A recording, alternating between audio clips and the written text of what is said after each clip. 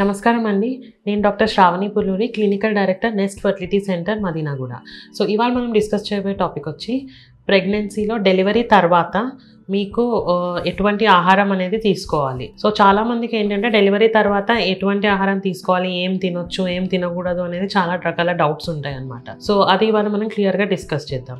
So బేసిక్గా delivery తర్వాత ఇంట్లో పెద్దవాళ్ళు ఏంటంటే చాలా ఫుడ్ రెస్ట్రిక్షన్స్ అనేవి పెడతారు.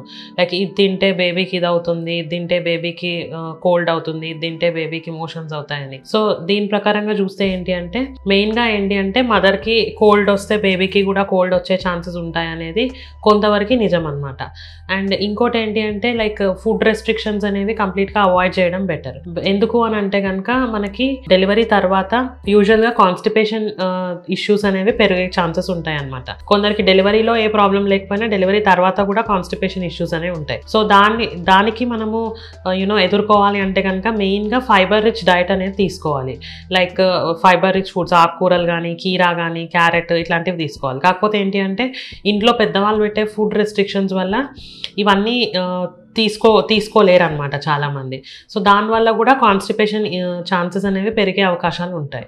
సో యూజువల్గా మన డైట్ అనేది బ్యాలెన్స్డ్ డైట్ అనేది ఉండాలన్నమాట. So adequate amount of proteins, carbohydrates, fibre ఇవన్నీ ఉండాలన్నమాట. సో దానికోసం ఏంటి అని అంటే అన్ని రకాల కూరగాయలు, ఆకుకూరలు అనేది తీసుకోవాలి. సో ఆకుకూరలు అనేది కంపల్సరీగా తీసుకోవాలి. ఎందుకంటే డెలివరీ టైంలో బ్లడ్ లాస్ అనేది చాలా ఎక్కువగా ఉంటుంది కాబట్టి ఆ లూజ్ అయిన బ్లడ్ అనేది రీగెయిన్ చేయడానికి మనం ఐరన్ రిచ్ కంటెంట్ ఫుడ్స్ అనేవి తీసుకోవాల్సి ఉంటుంది.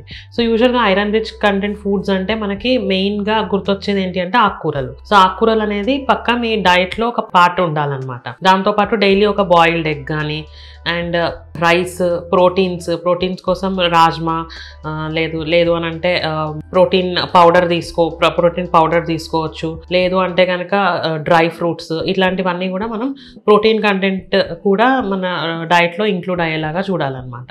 సో ఇవన్నీ తీసుకున్నా కానీ మీకు కాన్స్టిపేషన్ ఇష్యూస్ అట్లా ఏమైనా ఉన్నాయి అని అంటే కనుక దెన్ ఒకసారి ఎగ్జామిన్ చేసుకోవాలి. లైక్ ఏమైనా హెమరాయిడ్స్ ఉన్నాయా ఏంటి అనేది ఒకసారి ఎగ్జామిన్ చేయాల్సి ఉంటుంది. అండ్ దీంతో పాటు ఏంటంటే మీరు సరిగా తింటేనే అడిక్వేట్ నెంబర్ ఆఫ్ న్యూట్రియంట్స్ ఇవన్నీ మీ బేబీకి కూడా అందుతాయి అన్నమాట. సో మీరే డైట్ అనేది రెస్ట్రిక్టెడ్ పెట్టుకున్నారు అంటే కనుక మీ బేబీకి కూడా అడిక్వేట్ అమౌంట్ ఆఫ్ న్యూట్రిషన్ అనేది అందదన్నమాట. సో ఏంటంటే ఇంట్లో పెద్దవాళ్ళు చెప్పినట్టుగా ప్రతిదీ రెస్ట్రిక్ట్ చేసుకోకుండా మీ బ్యాలెన్స్డ్ డైట్ అనేది తీసుకుంటే కొంతవరకు మీకు మీ బేబీకి బ్యాలెన్స్డ్ ఫుడ్ డైట్ వల్ల అడిక్వేట్ నెంబర్ ఆఫ్ న్యూట్రియంట్స్ అనేవి అందుతాయి అన్నమాట. అండ్ దీంతో పాటు గలాక్టోజన్స్ అంటే ఏంటంటే మిల్క్ క్వాంటిటీ అని పెంచే ఫుడ్ కూడా తీసుకోవాల్సి ఉంటుంది. ఎందుకు అంటే ఒక 6 months వరకు ఎక్స్క్లూజివ్ బ్రెస్ట్ ఫీడింగ్ అనేది అడ్వైస్ చేస్తాం వితౌట్ ఫార్ములా ఫీడ్.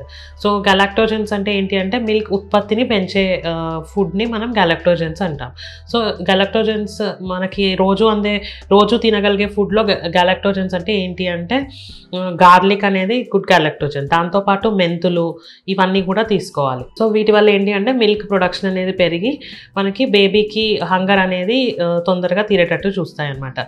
అండ్ ఇవన్నీతో పాటు మీరు రెగ్యులర్ తీసుకునే లిక్విడ్స్, ఫ్రూట్ జ్యూసెస్ ఇవన్నీ కూడా తీసుకోవాలి వితౌట్ షుగర్ అనమాట. సో షుగర్ ఇవన్నీ అవాయిడ్ చేయాల్సి ఉంటుంది.